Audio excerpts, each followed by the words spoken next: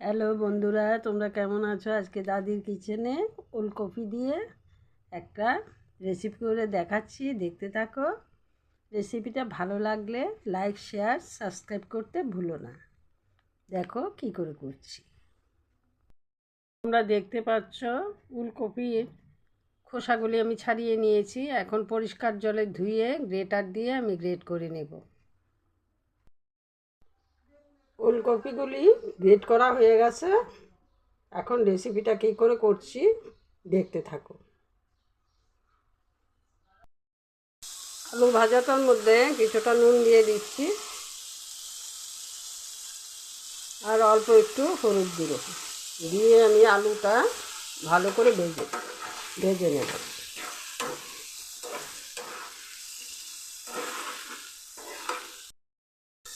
আলুগুলি আমার ভাজা হয়ে গেছে, এখন নামিয়ে নেব।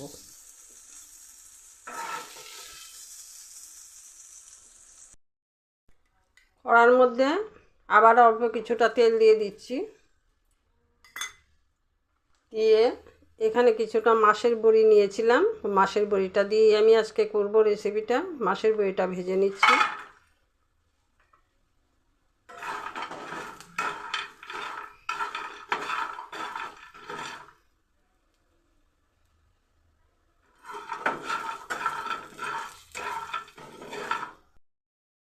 মাছের বড়িটাও আমার লাল লাল করে ভাজা হয়ে গেছে, এখন নামিয়ে নেব।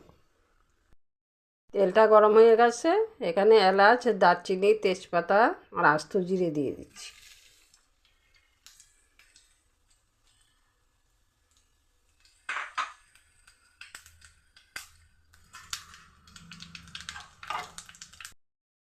ফোড়নটা আমার ভাজা হয়ে গেছে, এখন দিয়ে দিচ্ছি আদা কাঁচা লঙ্কা বাটা।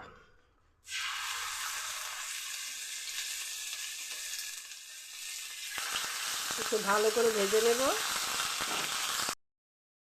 আদা কাঁচা লঙ্কা বাটাটা দেওয়ার পর এখানে ধনে গুঁড়ো নিয়েছি, হলুদ গুঁড়ো নিয়েছি আর জিরে গুঁড়ো নিয়েছি। অল্প কিছুটা জল দিয়ে দিয়েছিলাম আমি। এখন মশলাটা আমি দিয়ে দিচ্ছি।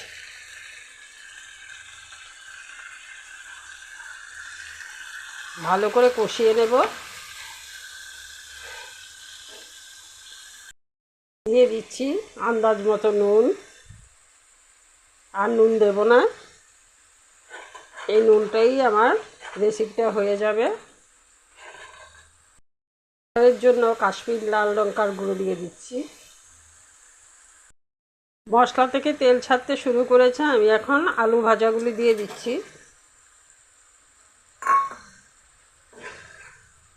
মশলার সাথে আলুগুলি একটু কষিয়ে নেব।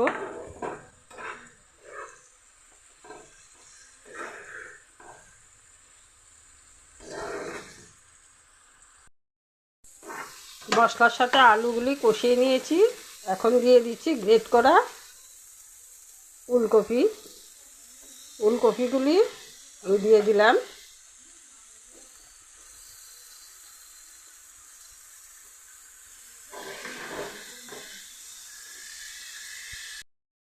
যেহেতু আমি ফুলকপিগুলি গ্রেট করে নিয়েছি, ফুলকপির থেকে এমনিতেই জল ছাড়তে শুরু করেছে, তার জন্য আর আলাদা করে জল দেব না। আমি ফুলকপির জলেই আমি এটা সেদ্ধ করে নেব। এখন কিছুক্ষণের জন্য ঢেকে দিচ্ছি। 2 মিনিট পর ফিরে এসে আমি ঢাকনাটা তুলে দিচ্ছি।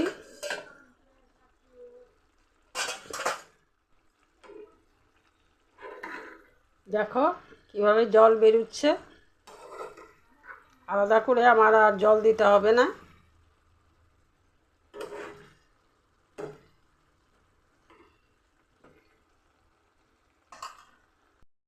দিয়ে দিচ্ছি অল্প কিছুটা চিনি, তাতে সবজির ব্যালেন্সটা খুব ভালো আসবে। এখন একটু ভালো করে নেড়ে চেড়ে দিচ্ছি।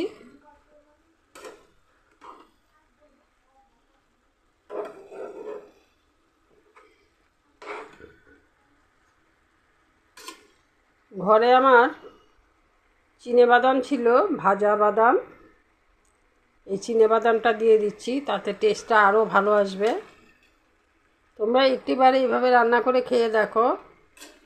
এই রেসিপিটা এইভাবে খেলে বুঝতে পারবে কতটা টেস্টি। যা সুন্দর একটা ফ্লেভার বেরিয়েছে সবজিটার থেকে, মনে হচ্ছে এক্ষুনি এক থালা ভাত খেয়ে নিতে পারবো। এই রেসিপিটা তোমরা চিংড়ি মাছ দিয়েও করতে পারো। আমি নিরামিষ খাই তাই নিরামিষ করলাম। যারা নিরামিষ খান এই রেসিপিটা তাদের কাছে ভালোই লাগবে।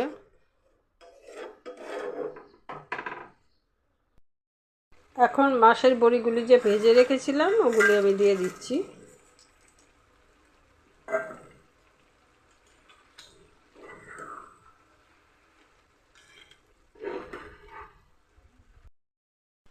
মাছের বড়িগুলি দেওয়ার পর একটু ভালো করে নেড়ে চেড়ে দিচ্ছি।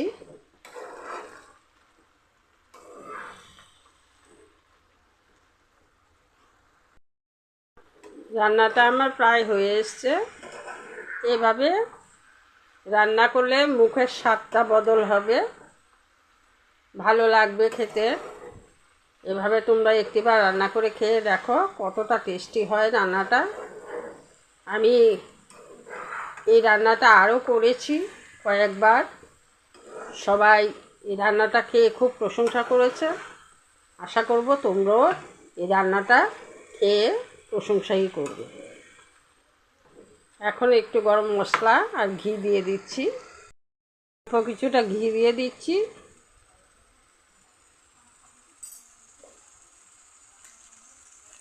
আর গরম মশলা দিয়ে দিচ্ছি। আজকে রেসিপিটা এখানেই শেষ করছি। রান্নাটা আমার হয়ে গেছে। বাজারে ওলকপি থাকতে থাকতে একবার তোমরা এই রেসিপিটা বানিয়ে নাও, বানিয়ে খেয়ে দেখো কতটা টেস্টি।